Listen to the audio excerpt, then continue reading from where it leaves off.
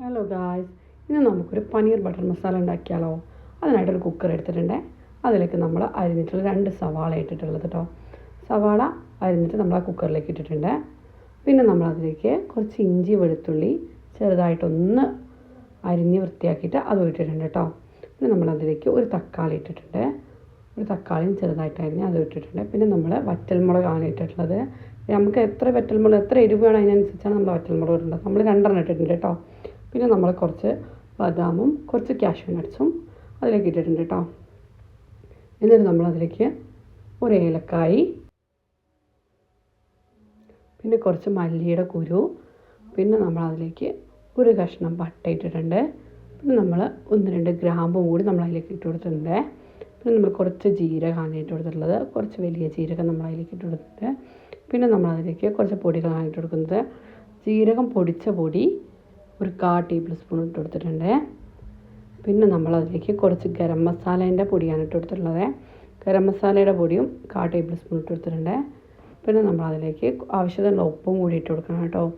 ആവശ്യത്തിനുള്ള ഉപ്പ് ഇട്ട് കൊടുത്തിട്ട് കുറച്ച് കുരുമുളകും കൂടി ഇട്ട് കൊടുത്ത്, പിന്നെ നമ്മളതിലേക്ക് കുറച്ച് മഞ്ഞൾപ്പൊടി ഇട്ട് കൊടുക്കണ്ടേ. ഒരു 1/4 ടേബിൾ സ്പൂൺ മഞ്ഞൾപ്പൊടിയും കൂടി ഇട്ട് കൊടുത്ത്, പിന്നെ നമ്മളതിലേക്ക് പാകത്തിനുള്ള വെള്ളം കൂടി ഒഴിച്ചിട്ട് ആ കുക്കറൊന്ന് 2 വിസിലടിച്ചെടുക്കണം കേട്ടോ. കുക്കർ 2 വിസിലടിച്ച് വരുമ്പോഴേക്കും നമ്മൾ ഒരു പാൻ എടുത്തിട്ടുണ്ട്. ഒരു നോൺ സ്റ്റിക്കിൻ്റെ പാനാണ് എടുത്തിട്ടുള്ളത്. അതിലേക്ക് നമ്മൾ കുറച്ച് വെളിച്ചെണ്ണ ഒഴിച്ചിട്ടുണ്ട്. പിന്നെ നമ്മളതിലേക്ക് ഒരു ബട്ടർ മെൽറ്റ് ചെയ്യാനായിട്ട് ഇട്ടിട്ടുണ്ട്. അതൊന്ന് മെൽറ്റായി വരുമ്പോൾ നമ്മളതിലേക്ക് കുറച്ച് മഞ്ഞൾപ്പൊടി, കുറച്ച് മുളക് പൊടി കൂടി ഇട്ടിട്ട് കുറച്ച് ഉപ്പ് ഇടുക.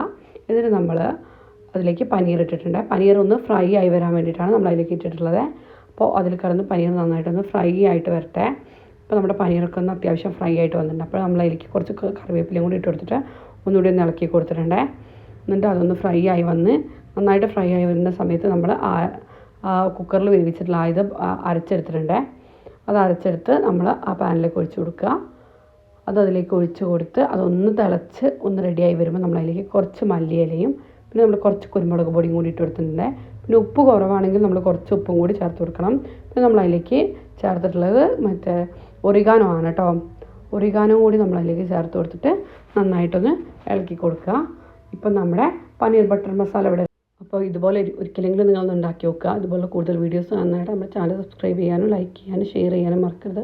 പിന്നെ നമ്മുടെ ബെല്ലൈക്കൺ കൂടെ ഒന്ന് പ്രസ് ചെയ്തു. നമ്മുടെ ബെല്ലൈക്കൺ പ്രസ് ചെയ്തിട്ടുണ്ടെങ്കിൽ നമ്മുടെ എല്ലാ വീഡിയോസിൻ്റെ നോട്ടിഫിക്കേഷൻ നിങ്ങൾക്ക് ലഭിക്കുന്നതാണ്. മസ്റ്റായിട്ടും ട്രൈ ചെയ്തു.